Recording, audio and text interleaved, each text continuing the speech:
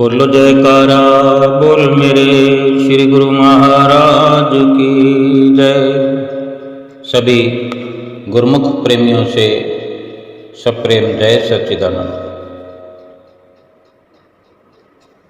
हमें जो शब्द सतगुरु ने बख्शा है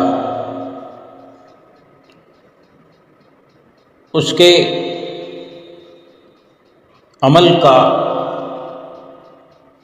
साधन का तरीका भी बताया है, बताते रहे हैं। और ग्रंथों में भी जो वर्णन संतों महापुरुषों के हैं उनसे भी हमें ये ज्ञान प्राप्त हो सकता है कि किस प्रकार शब्द का अभ्यास करना है, किस प्रकार ये साधन करना है। और पता लगने पर भी हमारा संबंध, हमारा ख्याल, हमारी सूरत शब्द से जुड़ती नहीं। हमें पता लग जाता है, सतगुरु से भी हम सुनते हैं, शब्द मिलता है, शब्द प्राप्त करते हैं, सत्संग भी सुनते हैं, पोथियां भी पढ़ते हैं। बहुत कुछ पता लगने पर भी सुरती हमारी शब्द के साथ जुड़ नहीं जाती। जो कुछ हम सतगुरु से सुनते हैं, जो हमें सिखाया जाता है, जो हम पोथियां पढ़ते हैं, जो सत्संग सुनते हैं, जो भी साधन और तरीके संतों महापुरुषों के बताए गए हैं, उन पर अमल करने से ही हमारा ख्याल, हमारी सुरत शब्द और नाम से जुड़ सकती है। अगर कोई बीमार व्यक्ति कोई बीमारी का इलाज करने वाली किसी पुस्तक का अध्ययन करे और सारा दिन पढ़ता रहे, उसमें नुस्खे लिखे होते हैं, इस बीमारी का ये इलाज है, इस बीमारी का ये इलाज है। एक एक बीमारी के कितने कितने इलाज लिखे होते हैं, कितने कितने नुस्खे एक बीमारी के लिखे होते हैं। एक ही डॉक्टर, एक ही वैद्य ने एक बीमारी के कई कई इलाज लिखे होते हैं पुस्तक में। उसी बीमारी का इलाज किसी और डॉक्टर और किसी और वैद्य ने और कई कई नुस्खों के माध्यम से लिखा होता है कि ये परहेज करने से और इस प्रकार इस नुस्खे का इस्तेमाल करने से ये बीमारी ठीक हो सकती है। और बीमार व्यक्ति इस प्रकार वो पुस्तकें पढ़ता रहे, कई डॉक्टरों की पुस्तकें पढ़ता रहे, तो क्या उस ज्ञान से उसकी बीमारी ठीक हो जाएगी? नहीं होगी। लेकिन उन नुस्खों के अनुसार कुछ चंद नुस्खे ही सही, 2 नुस्खे ही सही, अगर हम अमल में लाएं, जो लिखा है कि ये दवाई इस प्रकार से बनाकर इस प्रकार से हमें लेनी है, साथ में ये परहेज करना है, बस इतना ही काफ़ी है और हम रोग से मुक्त हो सकते हैं। अगर हम दवा का प्रयोग शुरू कर देते हैं, दवा ले लेते हैं, तो बीमारी ठीक होना शुरू हो जाती है और छुटकारा हो जाता है बीमारी से। दवा कोई और चीज है और जो किताबों में उस दवा का जिक्र है वो कोई और चीज है। जो दवा हम हाथ में लेके बैठे हुए हैं, खाने को तैयार हैं, वो दवा अलग है। उसी दवा का जो नाम वर्णन किया गया है किताब में, वो कुछ और चीज है।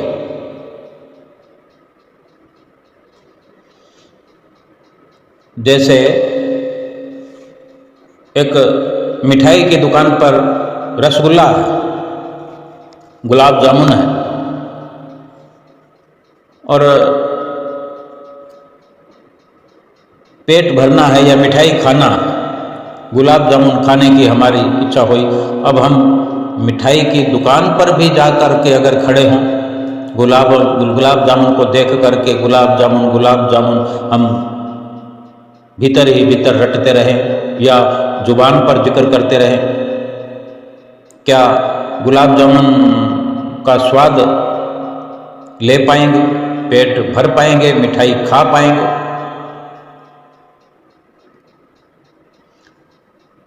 गुलाब जामुन हाथ में लेकर मुंह में रखने से स्वाद भी आएगा, पेट भी भरेगा और काम हो जाएगा। इसी प्रकार जो सुंदर सुंदर ग्रंथ और पोथियां हैं, उनमें जहाँ जहाँ भी नाम की महिमा है, शब्द की महिमा है, नाम की कमाई करने का, शब्द का अभ्यास करने का साधन और तरीका वर्णन है। लेकिन शब्द और नाम जो है मिलता हमें सतगुरु से ही। नाम वही है जो सतगुरु से मिला है और जो ग्रंथ में लिखा हुआ है, पोथी में लिखा है।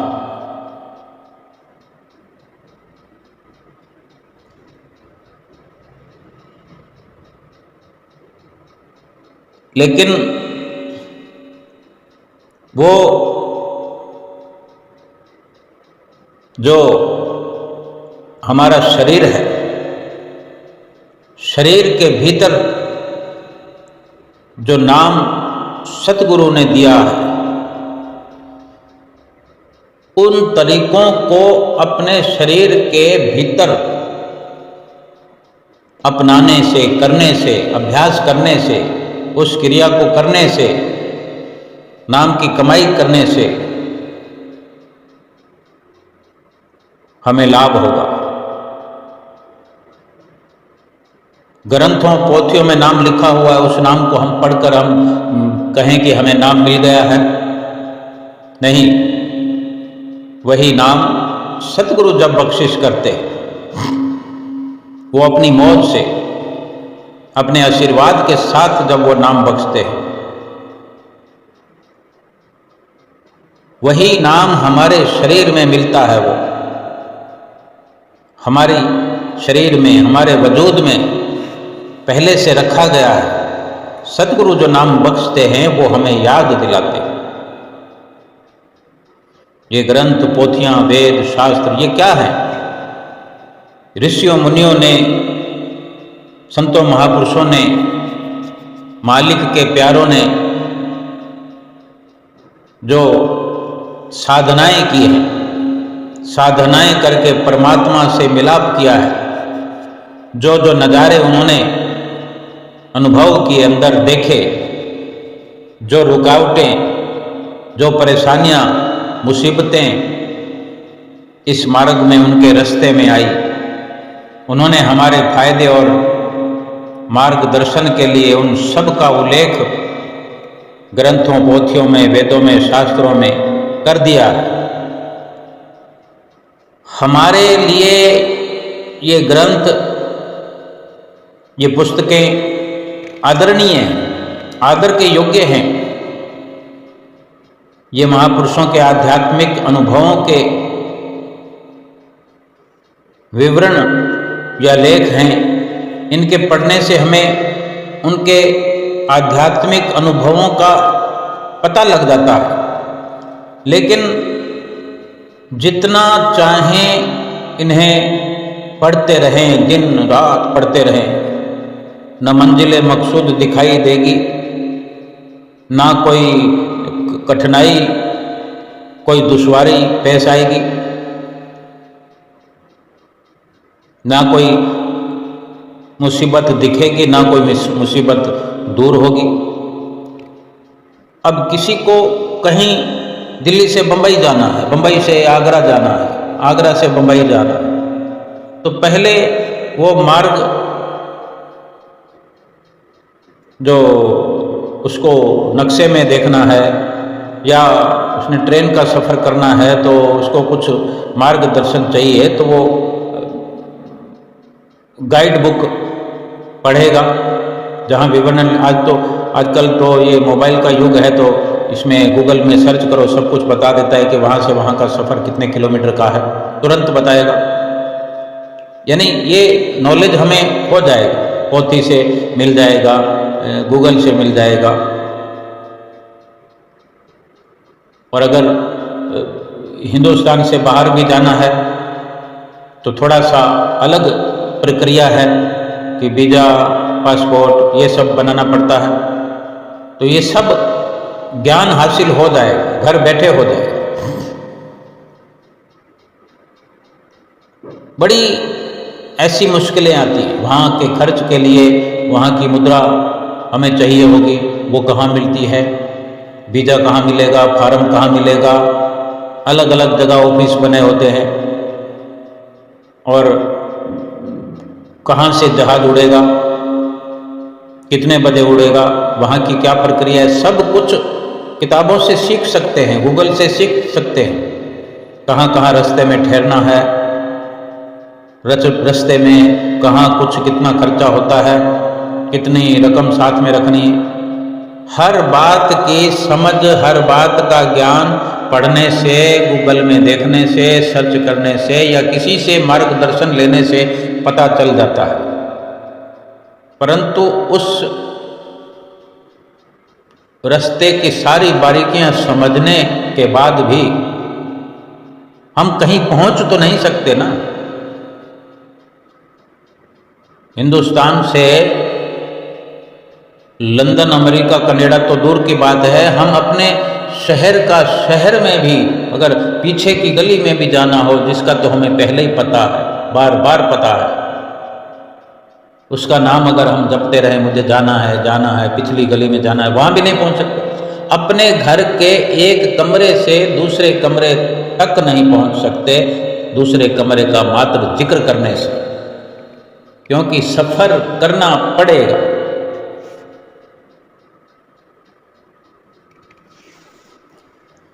इसी प्रकार ग्रंथ पोथियां पढ़ने से, वेद शास्त्र पढ़ने से हम परमात्मा से नहीं मिल सकते। बार बार सत्संग में जाकर बैठने से, सत्संग को सुनने से, घंटों के घंटे सुनते रहें, दिनों के दिन, महीनों के महीने, सालों के साल सुनते रहें, रात और दिन लगे रहें,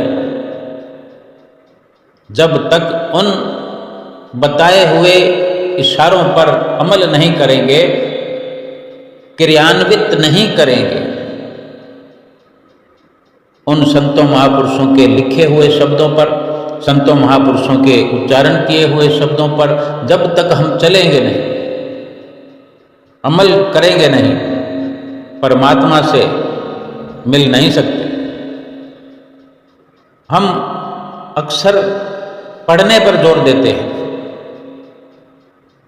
लेकिन जो कुछ पढ़ते हैं उसे ना कोई बैठ करके सुनता है, ना कोई सोच और विचार करने की कोशिश करता है। हम पढ़ते हैं पोथी, तो हो सकता है हमारे सामने 150 लोग बैठे हों, 500 लोग बैठे हों, उसको सुनते कितना लोग हैं? आए तो हैं,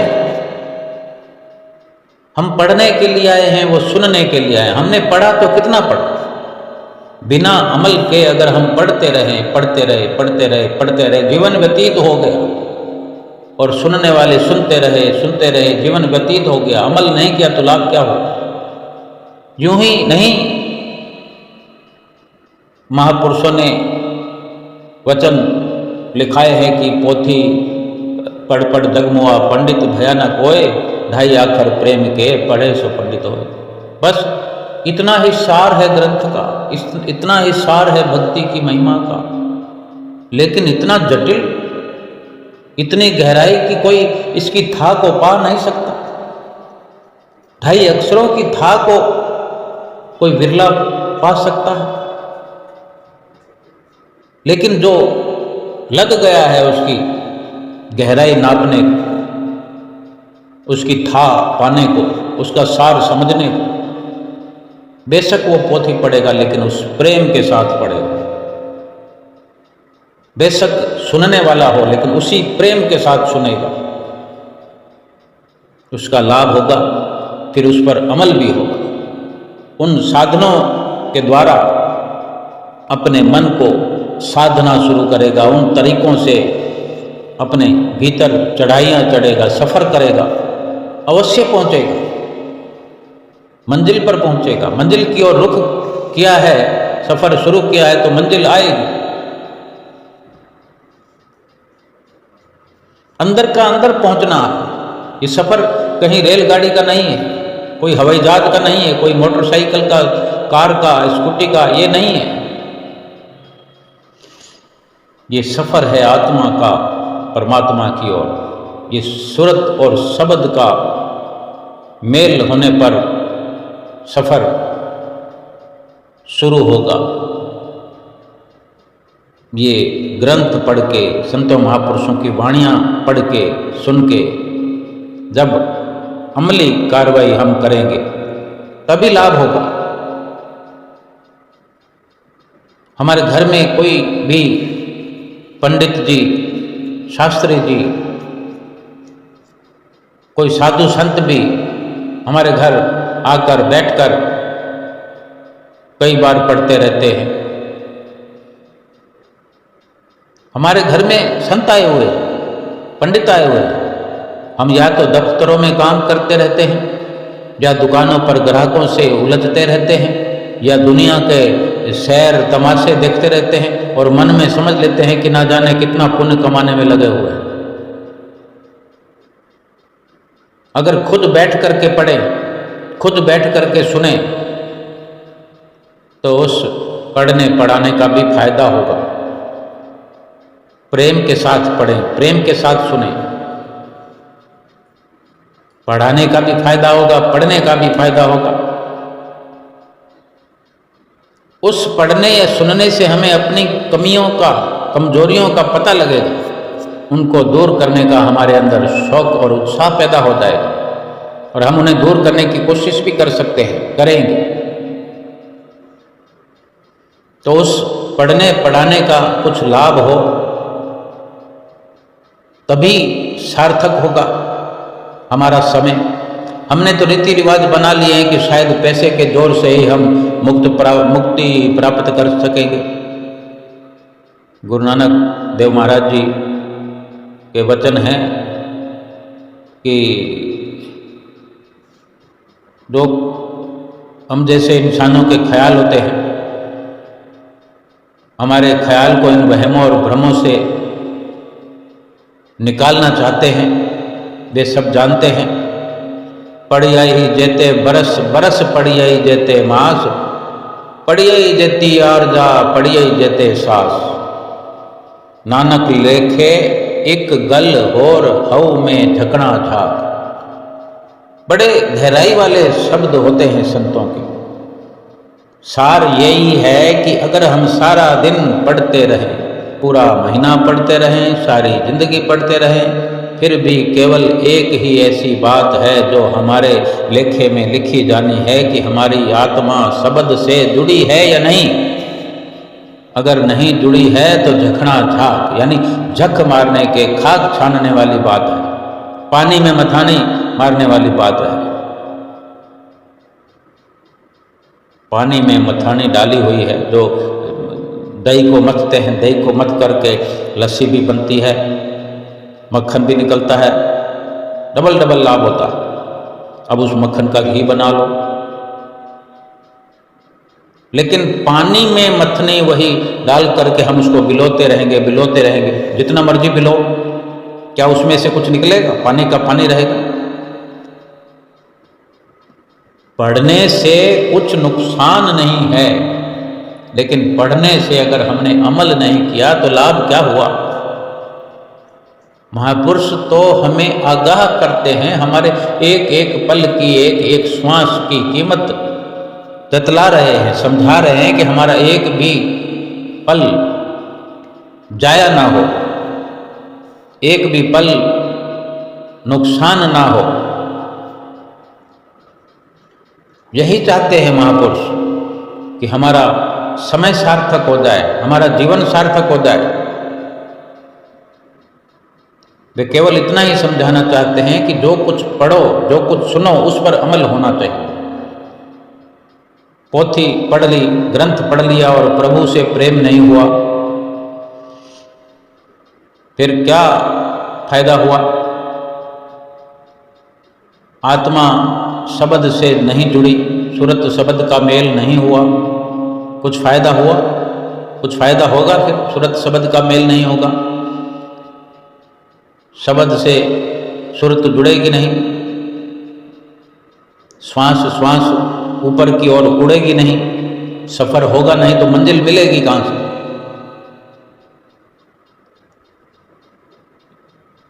जो कुछ पढ़े, सुने, अमल करें, तभी मुक्त हो सकते हैं। अमल करना भी क्या है?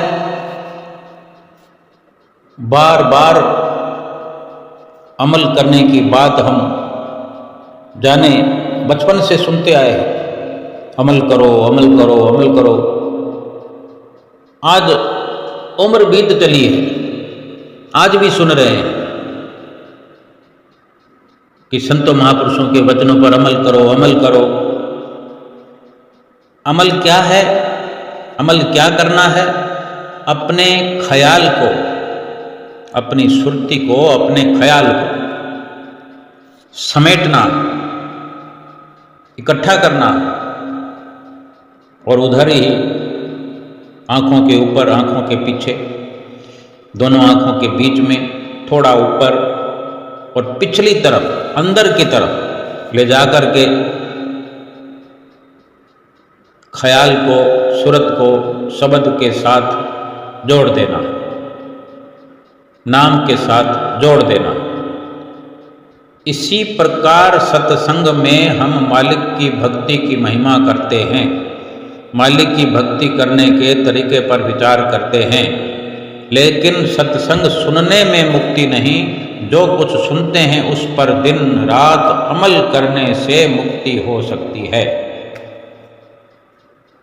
हम आश्रम में, सत्संग भवन में, कुटिया में, गुरुद्वारों में जाते हैं, जहाँ कीर्तन सुनते हैं, सत्संग सुनते हैं, वचन सुनते हैं, मालिक की, सतगुरु की, प्रभु की, ईश्वर की महिमा सुनते हैं, परंतु केवल क्या कीर्तन सुनने से मुक्ति हो जाएगी? जो कुछ सुनते हैं उस पर व्यवहार करने में, ये सुमरन का अभ्यास करने में अगर अमल नहीं होगा, व्यवहार नहीं होगा, तो हमारा सुनना, सुनाना सब बेकार चला जाएगा। ना पढ़ने से, ना सुनने से, सुनना और पढ़ना अच्छा है, जितनी देर के लिए भी चित्त अगर संसारिक विषय वासनाओं से हट जाए अच्छा है। लेकिन सवाल ये नहीं है, सवाल ये है कि इतने समय के अंदर क्या कर सकते थे हम। अगर कोई 1 घंटे में 1 लाख रुपया कमा सकता हो और 1000 रुपया कमा रहा हो और वो तर्क देता हो कि मैं 100 रुपये कमाने वाले से तो मैं 10 गुना ज़्यादा कमा रहा हूँ, बेशक, लेकिन तुम इसी समय में कितना गुना ज़्यादा कमा सकते थे? 100 गुना। तुमने जिससे 10 गुना अधिक कमाया, उसी पर तुम्हारी सुर्ती अटकी रहेगी कि तुम्हें अहम हो गया, वहम हो गया कि मैंने इतना अधिक गुना कमा लिया। लेकिन तुम कितना कमा सकते थे? संत महापुरुष यही समझाना चाहते हैं कि तुम लाखों करोड़ों गुना कमा सकते हो। जिस जीवन का पता नहीं, जिन श्वासों का पता नहीं कितनी देर के हैं, कितने समय के लिए जीवन है, और जो कार्य करना है उसके खाली हमने भूमिका बांधने में ही पूरा जीवन व्यतीत कर दिया, तो फिर मुकाम पर कब पहुंचेंगे, मंजिल पर कब पहुंचेंगे?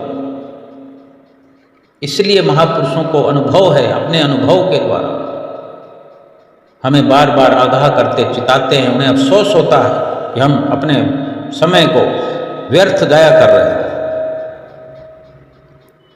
सुरत शब्द चित लाए, महापुरुष फरमाते हैं, सुरत शब्द चित लाए, कि हम अपने अंदर सुरत अथवा आत्मा को आँखों के ऊपर, आँखों के पीछे लाकर शब्द के साथ जोड़े, जैसे जैसे हम अंदर में शब्द की एक मस्ती आनी शुरू हो जाएगी, एक एहसास होना शुरू हो जाएगा, नाम का स्वाद आना शुरू हो जाएगा। दुनिया के साथ जो हमारा मोह और प्यार है ये फीका होने लग जाएगा, टूटना शुरू हो जाएगा। ये मोह, ये प्यार संसारिक जो है ये टूटता हुआ हमें महसूस भी होगा भीतर भी, क्योंकि भीतर जो स्वाद आएगा नाम का, नाम की लज्जत आना शुरू हो जाएगी और बाहर से ये संबंध फीके होते हुए हम महसूस करेंगे। ये निशानी है कि नाम का असर भीतर होने लगा है।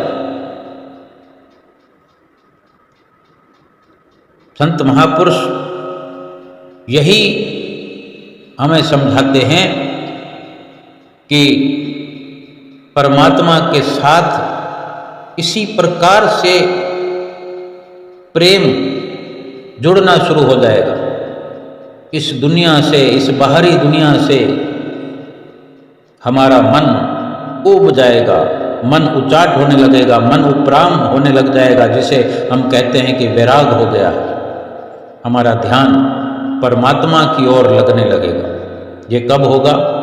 जब हम सुरत और शब्द का अभ्यास करेंगे, कमाई करेंगे, नाम की कमाई करेंगे। उस शब्द या नाम की जो लज्जत है, जो रस है, रसना है, स्वाद है, इतनी ऊंची और पवित्र है कि उसे पाकर हमारा मन अपने आप इंद्रियों के भोगों में, विषयों में, विकारों में, ये खाने पीने की, पहनने की जो हम होड़ में लगे रहते हैं,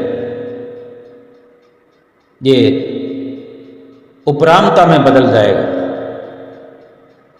ये मन हट जाएगा।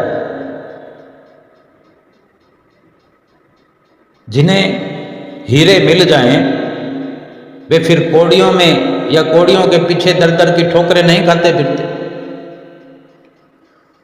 देखें दुनिया में जो संसारिक स्तर पर हम देखते हैं कि कोई रेहड़ी लगाने वाला कोई दुकानदार बन जाए, धीरे धीरे कमाई करते करते उसे सुविधा मिलती जाए, उसे अवसर मिल जाए, फिर वो एक दुकान में अपना वो रेहड़ी का सामान बेचता है, फल सब्जी लगाने वाला हो, फिर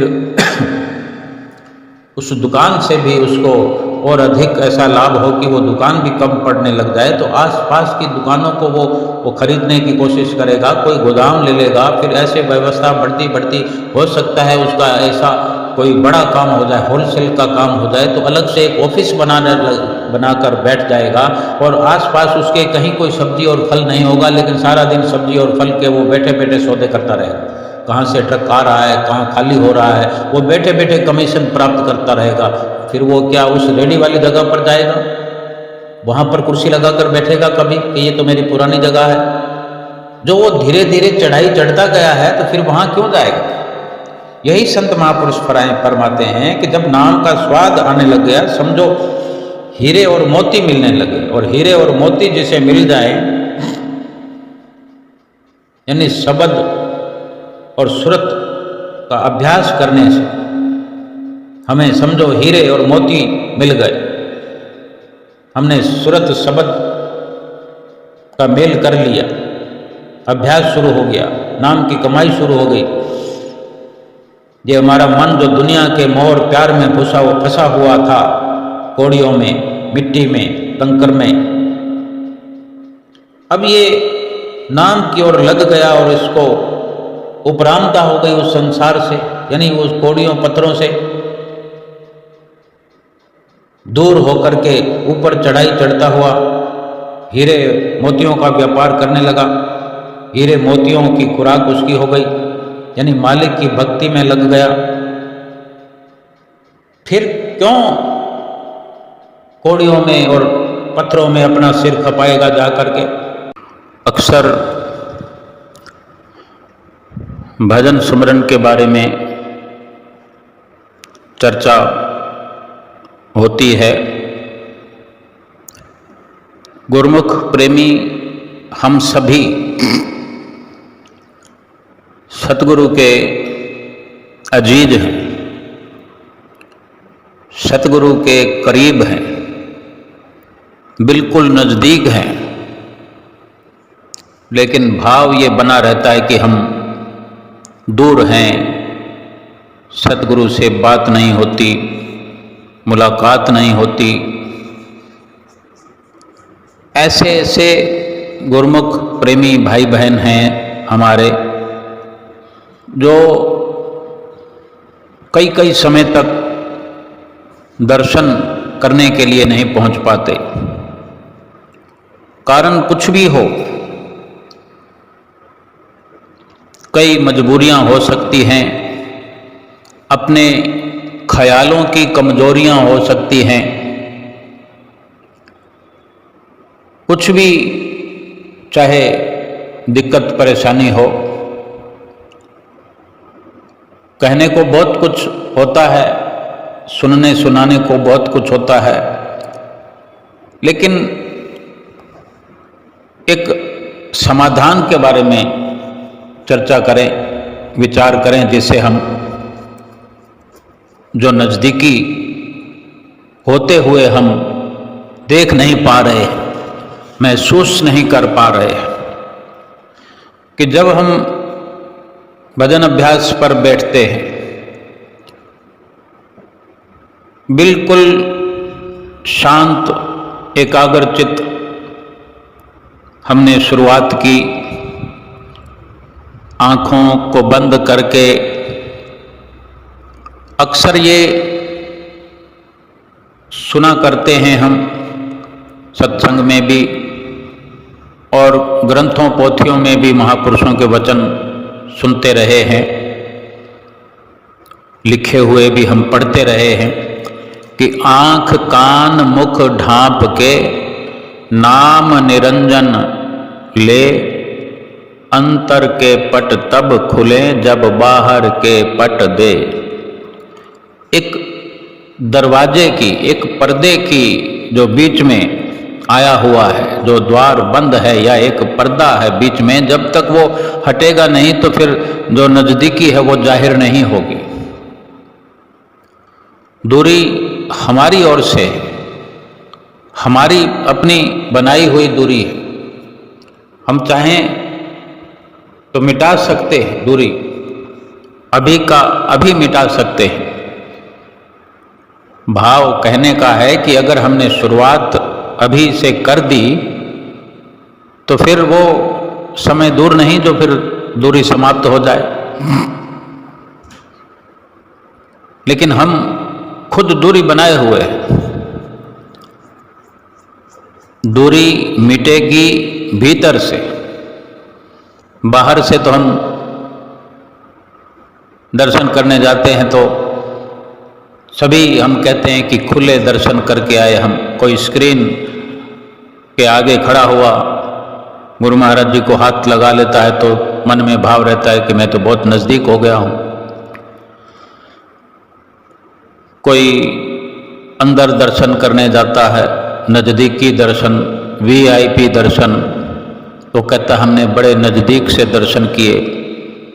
बहुत अच्छी बात है ये, अपने प्रारब्ध का, अपने शुभ कर्मों का, पिछले प्रारब्ध का शिला है जो हमें मिल रहा है। लेकिन हम इसको आगे भी तो बढ़ाना चाहेंगे या नहीं, या उसी को खा पी कर ख़त्म कर देंगे। अगर पिछले हमें कुछ अच्छे इस प्रकार के प्रारब्ध कर्मों का लाभ मिल रहा है तो और उसको आगे बढ़ाना चाहिए।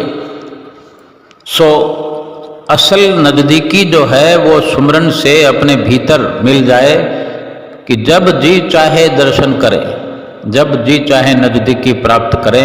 नज़दीकी यानी ख़त्म हो ही ना, इतने नज़दीक हो जाएं और ऐसी नज़दीकी प्राप्त करें कि मुंह से उच्चारण नहीं करना पड़े। हम किसी को कहने मात्र के लिए नज़दीकी प्राप्त नहीं करें, किसी को दिखाने के लिए नज़दीकी प्राप्त नहीं करनी। सुमरन भजन अभ्यास से वो नज़दीकी प्राप्त करनी है, वो लाभ प्राप्त करना है जो केवल अपने लाभ के लिए, अपने आप के लिए जो लाभ हम प्राप्त करने के लिए इस दुनिया में आए हैं, जिस लाभ के लिए हम सुमरन करते हैं, भजन अभ्यास करते वक्त जब हम बैठ जाते हैं, बड़े खुश मिजाज बन करके बैठे। कई बार जब हम अपने ध्यान को, ख्याल को, अपनी सुरत को धीरे धीरे श्वासों के साथ जोड़ते हुए ऊपर 10वें द्वार की ओर ले जाते हैं, वहाँ ले जाकर रोकते हैं। वहाँ रोक करके फिर क्या करना होता है कि वहाँ रुक करके एकाग्र हो करके थोड़ा गहराई बनानी होती है। ये सब आंख बंद करके करना होता है। आँखों के बीच में मस्तक पर, आँखों के थोड़ा सा ऊपर जो ध्यान हम एकाग्र करते हैं, अपना ध्यान एकाग्र करते वक्त जैसे गहराई में जाने की कोशिश करते हैं, ध्यान को जब गहरा करते हैं, थोड़ा और गहरा करते हैं, यानी अपनी सुरती को यहाँ टिका दिया है, अब यहाँ खोज शुरू करते हैं। बाहर की आंखें बंद हैं, कान भी बंद हैं, और जो ध्यान हमारा गहरा होता है, ऐसा भी कर सकते हम कि आँखों को एक बार थोड़ा सा प्रेशर से दोनों आँखों को ऐसे मीच लें, थोड़ा सा जोर लगाएं। आँखों को ऐसा मीचने से ही कुछ भीतर आकृतियाँ बनती हैं। थोड़ी देर के लिए, 2, 4, 5 सेकंड के लिए मीच कर फिर धीरे धीरे आहिस्ता छोड़ दे। आँख खोलनी नहीं है वापस, जो अतिरिक्त दबाव बनाया था उसको छोड़ दे। ये बाहर से क्रिया होती है आँखों को मीचने वाली, दोनों आँखों को, लेकिन जो भीतर है वहाँ कुछ मीचना मिचाना नहीं होता है। वहाँ तो केवल ध्यान को गहरा करना है। बाहर की दोनों आँखों को मीचने से ये सबब है, मतलब ये है इससे कि जो तीसरा नेत्र है, तीसरी आँख है, 10वां द्वार है, इन दोनों आँखों को बाहर से मीचने से वो एक निशान स्थायी रूप से हमें महसूस होता है कि कहाँ ध्यान एकाग्र करना है। कुछ आकृति बनती है और वहाँ गहरा ध्यान करते हुए भी जैसे जैसे कई बार कम ज़्यादा भी प्रेशर होने से वहाँ हल्का दर्द महसूस होने लगता है, सिर में दर्द भी होने लगता है। सो घबराने की बिल्कुल ज़रूरत नहीं है। ध्यान को उतना ही गहरा करें कि दर्द होने से, दर्द का एहसास होने से बचे रहे, क्योंकि जल्दी नहीं करें कि अपने आप को इतना गहराई में ध्यान करके सिर दर्द करके बैठ जाए। बिल्कुल धीमे धीमे अंदाज में, क्योंकि ये फुर्सत में आराम से करने वाला और तसल्ली से एकाग्र चित्त होकर करने वाला कार्य है। इसमें समय की अगर बात करें तो महीनों लगते हैं, साल लगते हैं, जिंदगियां लग जाती हैं, जन्म लग जाते हैं, लेकिन हम इस जन्म में सफलता प्राप्त करने की कोशिश करें। बेशक ये इरादा अच्छा है कि इसी जन्म में सफलता प्राप्त करनी है, चाहे कम से कम उम्र भी क्यों ना रही हो हमारी, लेकिन मिनटों सेकंडों में ना ये विचार बनाएं कि हम सफलता प्राप्त करके बैठ जाएं, क्योंकि ये रोज करने का कार्य है, रोज आनंद प्राप्त करने का। ये हमें सतगुरु ने जो ये उपहार दिया है, जो नाम दिया है, शब्द दिया है, शब्द की कमाई रोज रोज करनी है। बस जरूरत यह है कि जो हम एकाग्रता नित्य करते हैं उसमें निखार आता चला जाए। हम पहले दिन जो एकाग्रता बनाते हैं तो एकाग्र मन होता ही नहीं है। हम ऊपर को खींच कर लाते हैं ख्याल को, ध्यान को, मन तुरंत नीचे लुढ़क जाता है, फिर पकड़ कर लाते हैं, फिर नीचे लुढ़क जाता है। हम अपना ये अभ्यास जारी रखे हुए इसमें सफल होते चले जाएं और यहाँ 10वें द्वार पर अपने ध्यान को पहले समुचित एकाग्र करें। देखें कि ध्यान की एकाग्रता में हमने कितनी सफलता प्राप्त की है। इसके साथ साथ ही हम अपने ध्यान को गहरा करते जाएं। गहरा ऐसे करना है जैसे कि सामने दीवार पर कुछ धीरे धीरे सुराख करना है। ये सामने का भाव भी है और इस द्वार से ऊपर जाने का भी भाव बना रहे कि हमने इस द्वार से ऊपर की जो मंजिलें हैं, असल जो निज देश है, जो परमात्मा का धाम है, ये 10वां द्वार जो है ये केवल महज एक शुरुआत है। ये ठिकाना है कि यहाँ पर जैसे हम कहीं उदाहरण के तौर पर हम अपने दर्शन करने के लिए श्री आनंदपुर जाते हैं तो हम घरों से कई लोग 5-7 लोग निकलते हैं, तो कोई किसी कॉलोनी में रहता है, कोई किसी कॉलोनी में रहता है, तो हम क्या करते हैं कि एक जगह इकट्ठे होते हैं कि नहीं। जैसे कि रेलवे स्टेशन पे इकट्ठे हो गए, उससे पहले होना चाहते हैं कि कॉलोनियाँ भी दूर दूर हैं, कोई 50 किलोमीटर से आ रहा है, कोई कहीं से आ रहा है, ऐसे करके फिर कोई एक ऐसी जगह निश्चित करते हैं, पहले वहाँ इकट्ठा होते हैं, फिर वहाँ से फिर स्टेशन साथ होकर जाते हैं। ऐसा भी हो सकता है, या फिर पॉसिबल हो एक ही शहर में रहने वाले हैं और थोड़ी थोड़ी दूर से हैं, तो सभी लोग स्टेशन पर इकट्ठा हो जाते हैं। स्टेशन पर इकट्ठा होकर फिर एक साथ उसी रेलगाड़ी में हमें सफ़र करना होता है जिसमें साथ में बैठ करके जाते हैं। सो ये हमारी जो चित्तवृत्तियाँ हैं ये अनेक प्रकार से अनेक जगह पर फैली हुई है। इन हर जगह फैली हुई अपनी चित्तवृत्तियों को, अपनी सूरत को, अपनी तवज्जो की धारा को, ये जितने भी शब्द हैं, नाम हैं, लेकिन अपने ध्यान को हम ये ध्यान कह सकते हैं।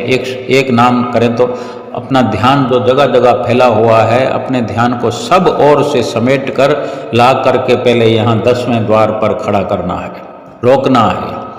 यहाँ रोक कर फिर अपनी शुरुआत करनी है। आगे इस द्वार को खोलने की कवायद शुरू करनी है। द्वार को खोल करके फिर अंदर भीतर प्रवेश करने की, जो पहले श्वास के साथ ध्यान सूरत को श्वासों के साथ ऊपर लेकर आए, यहाँ पर एक केंद्र बिंदु पर एकाग्रता की स्थान पर रुके, एकाग्र हुए, यहाँ रुक करके फिर पूरी तैयारी से इसी प्रकार फिर यहाँ से आगे की शुरुआत करनी होती है। और जो आँखों की स्थिति है बाहरी, अब इसको बंद करना कोई ये ज़रूरी नहीं है कोई ताला लगाना पड़ेगा, हमारे इशारे से बंद होती है, पड़ी रहेगी बंद। और जब हमने अपनी सारी कार्रवाई भीतर की ओर शुरू कर दी है तो बाहर इसको खोलने की जरूरत ही नहीं है और खुलेगी भी नहीं। खुलेगी तब जब अंदर से मन भटकता है, मन जब इस एकाग्रता को भंग करके फिर नीचे की ओर लुढ़कता है तो आँख भी खुल सकती है, कान भी खुल सकता है और ज़बान भी खुल सकती है।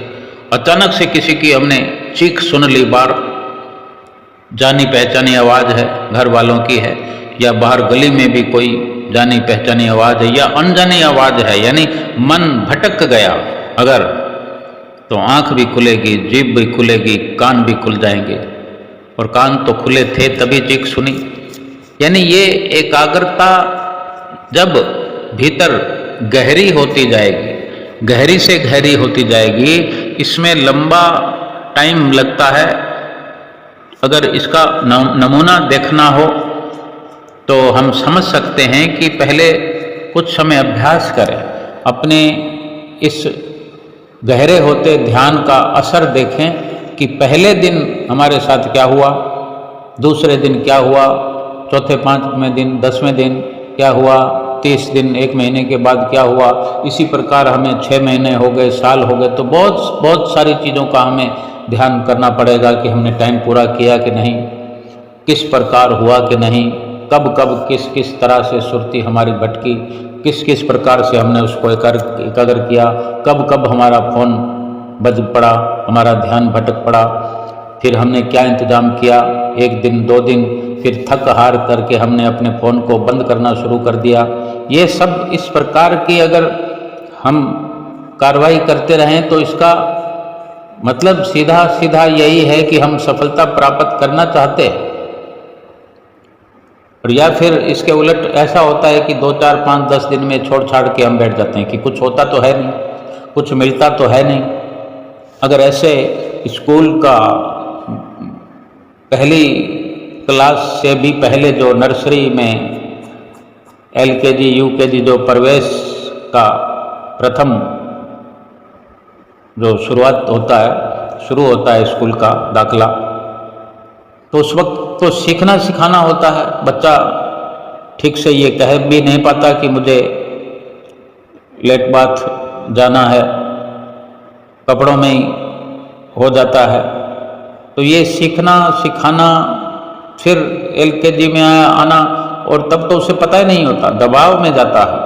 और फिर जब उसे पता लगना चाहता है तो पता लगना शुरू होता है कि मैं पढ़ रहा हूँ, फिर ये पता लगता है, समझता है कि टीचर ने शाबाश दिया है, टीचर ने तारीफ की है। तो फिर कई बार ऐसे पल आते हैं कि वो सोचता है कि एक दिन में एक ही साथ में 10वीं क्लास पढ़ लूँ या 5वीं क्लास में पहुँच जाऊँ, लेकिन ऐसा तो नहीं हो सकता ना।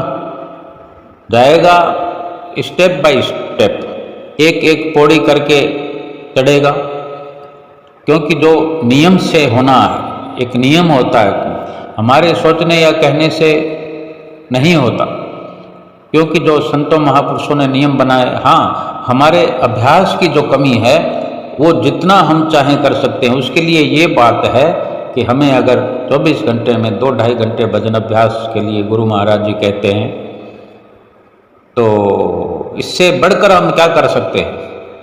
हमें जल्दी है ना, जल्दी सफलता चाहते हैं, कोई मना नहीं है, सब कुछ तो हमारे हाथ में धर दिया है गुरु महाराज जी ने।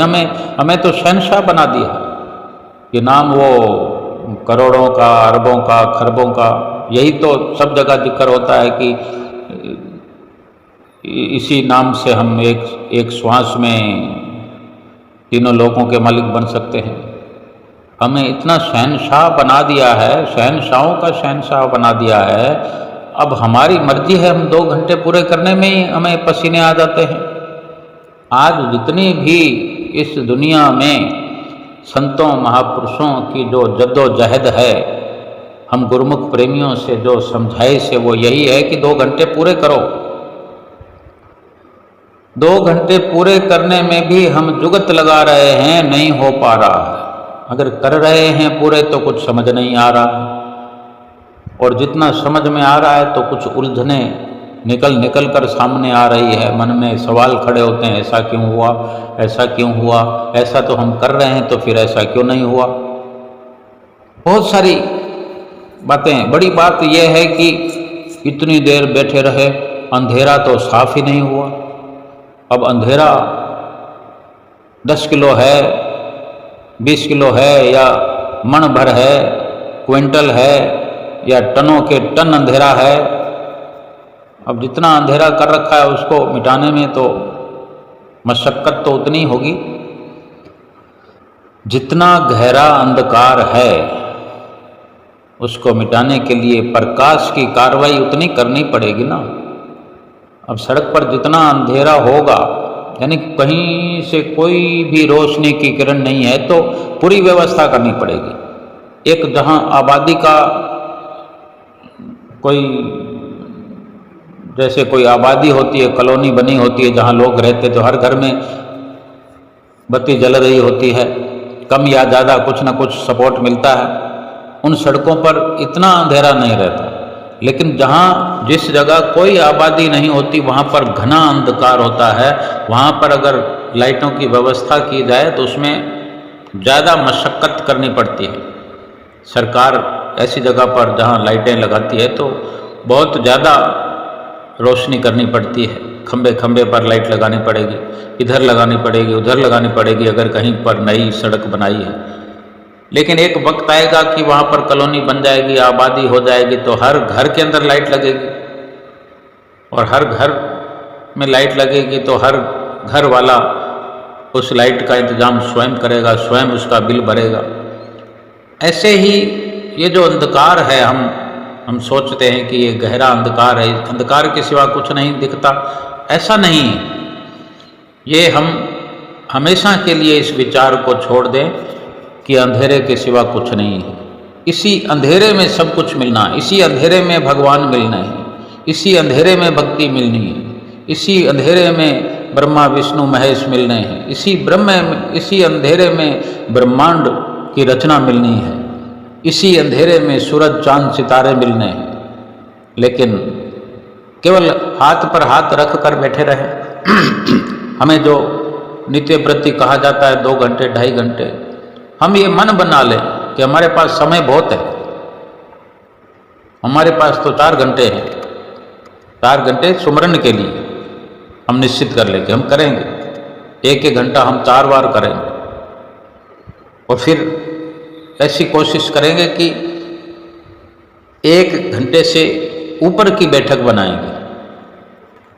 धीरे धीरे से 1 घंटे के बाद 2 मिनट ऊपर कर लें, 1 घंटे से 4 मिनट ऊपर कर लें, 1 महीने के बाद में 2 मिनट 4 मिनट और बढ़ा दें, 1 घंटे से 1.25 घंटे करने में हम 6 महीने लगा दें जाए। कोई मुश्किल नहीं है। हम घंटों के घंटों बातें करने में, गप्पे लगाने में बैठे रहते हैं। स्त्री हो, पुरुष हो, बच्चे हों, बुजुर्ग हों, ऐसे ऐसे बुजुर्ग जिनकी कमर में बेइंतहा दर्द होता है, घर में ऐसे मेहमान आ जाते हैं मिलने वाले, गली मोहल्ले में, अड़ोस पड़ोस से, और इतना नहीं कि गली में खड़े होकर के जिनको बैठे रहने में दर्द होता है, वही इंसान खड़े होकर के 1 घंटे से ज़्यादा का समय बातें करने में व्यस्त होकर के टाइम खर्च कर देते हैं। ये हम सब समझते हैं, लेकिन यही जब सुमरन के अंदर हम साबित करेंगे,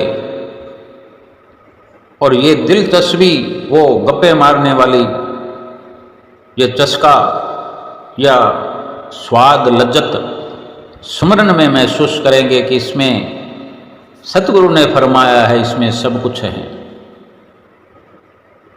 जब ये विश्वास पुख्ता हमारा होगा, अभ्यास पुख्ता हमारा होगा कि हम एक बार देखें तो सही, 1 घंटे से ऊपर अपनी बैठक बना करके देखें तो सही। पहले हम चाहे 10 मिनट से शुरू करें, आधा घंटा से शुरू करें, शुरुआत करते करते उस रोज़ का रोज़ परिणाम चाहिए। आज अगर 10 मिनट से शुरुआत करी है तो 10 मिनट तो कोई इधर उधर करवट बदलते ही 10 मिनट हो जाते हैं, लेकिन एक ऊब लगी होती है तो 10 मिनट तो पहाड़ की तरह हो जाते हैं। ऐसे ऊबने से काम नहीं चलेगा। शौक पैदा हो, मन मजबूत, जब मन को एकाग्र करने की ये बड़ी चुनौती हमने स्वीकार कर ली है, मन एकाग्र करने के लिए जिसने कमर कस ली है, उसके लिए कोई मुश्किल काम नहीं। आप अपनी जिंदगी में देखेंगे समय ही समय हमारे पास हो जाएगा, लेकिन एक दिन में कुछ नहीं होता। किसी आगे दिन में हमारे एक भगत जी हैं, उनकी कही हुई एक मिसाल हम चर्चा करेंगे, जिससे बहुत कुछ हमें समझ में आता है। कि वो कहते हैं कि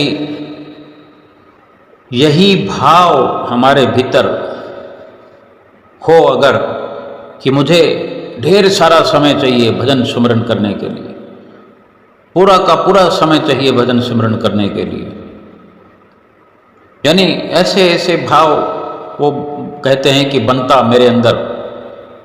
लेकिन उन्होंने साबित कर लिया अपने जीवन में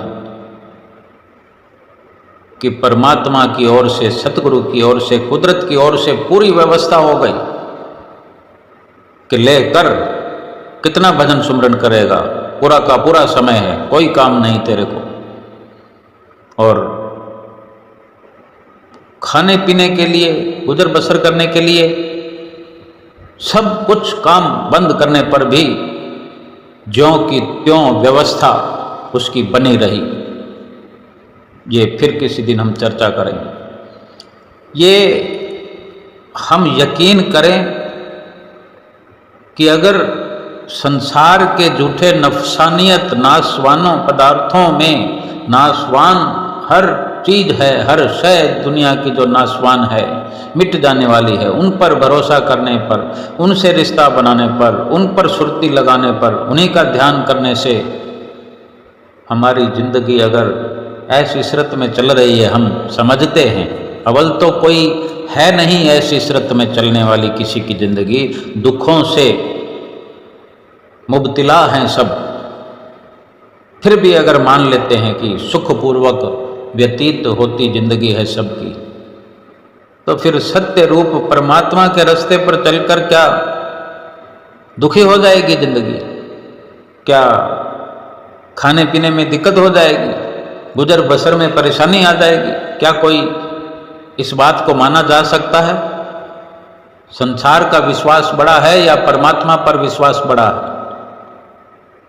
उसी परमात्मा ने तो संसार को बनाया है, और हम अगर उसी परमात्मा पर विश्वास करके उसके कहने पर, सतगुरु के कहने पर हम भजन अभ्यास करेंगे ना, वो 2 घंटे करने पर अगर हमें कहाँ से कहाँ पहुँचाने का दावा करते हैं, गारंटी देते हैं, विश्वास दिलाते हैं, अगर हम 2 की बजाय 4 घंटे करने का हम अपने आप को चुनौतीपूर्ण तैयार करते हैं, तो काम बढ़िया हो जाएगा ना, तरक्की ज़्यादा हो जाएगी। इसमें क्या संदेह है? सीधी सी बात है, अगर कोई